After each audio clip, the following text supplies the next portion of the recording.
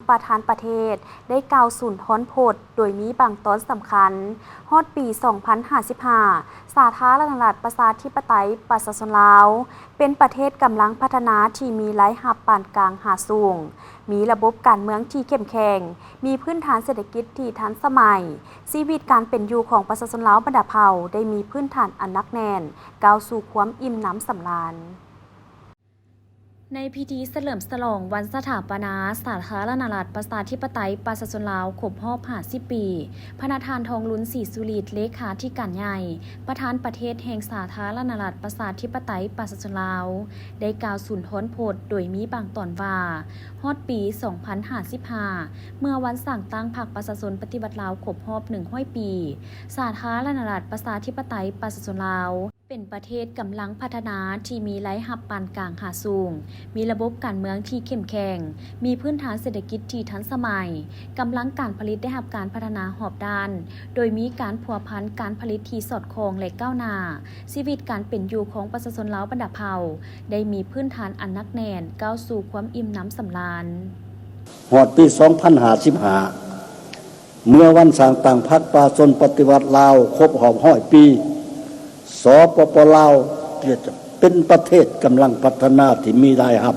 ปานกลางสูงระบบการเมืองที่เข้มแข็งมีระบบการเมืองที่เข้มแข็งมีพื้นฐานเศรษฐกิจที่ทันสมัยกำลังการผลิตได้รับการพัฒนาหอบด้านโดยมีการพัวพันการผลิต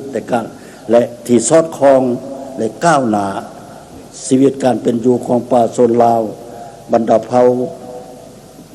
ได้มีพื้นฐานอันหนักแน่น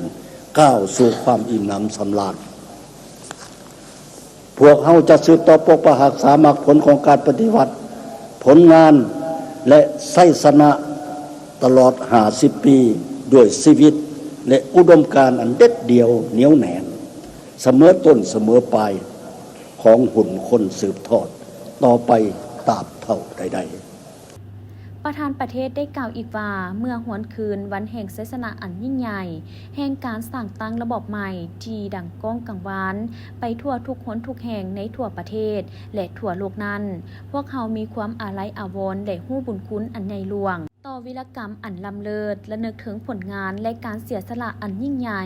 ของประธานไก่สอนพรหมวิหารประธานสุภานุวงศ์และบรรดาผู้นำนักรบปฏิวัติวีรชนสมาชิกพรรคพนักงานตลอดฮอดประชาชนลาวบรรดาเผ่า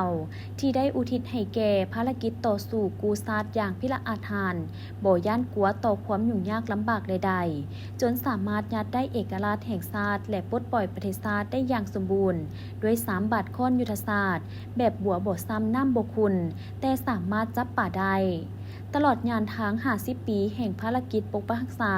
และพัฒนาประเทศชาติสาธารณรัฐประชาธิปไตยประชาชนลาวได้ก้าวเดินผ่านผ่าอุปสรรคความยุ่งยากสิ่งท้าทายทดสอบและการมั่งเพทำลายถูกรูปแบบต่อระบบใหม่พวกเขารักษาไว้ได้อย่างนักแน่นซึ่งมรรคผลของการปฏิบัติที่แลกได้มาด้วยหยาดเลือดชีวิตและการเสียสละบ่จักว่าเท่าใดของนักปฏิบัติพนักงานนักรบและประชาชนลาวผู้รักชาติภายใต้การนำพาอันสละส่องใสของพรรคประชาชนปฏิบัติลาว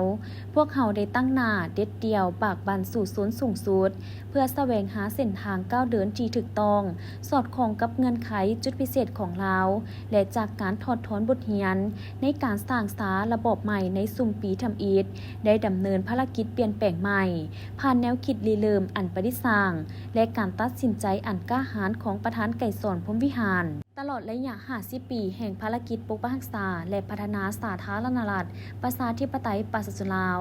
พวกเขาได้ยืนยันอย่างนักแน่นถึงธาตุแท้มูลเสื้อปฏิวัติที่เป็นบทเรียนให้แก่การสืบต่อพาประเทศก้าวขึ้น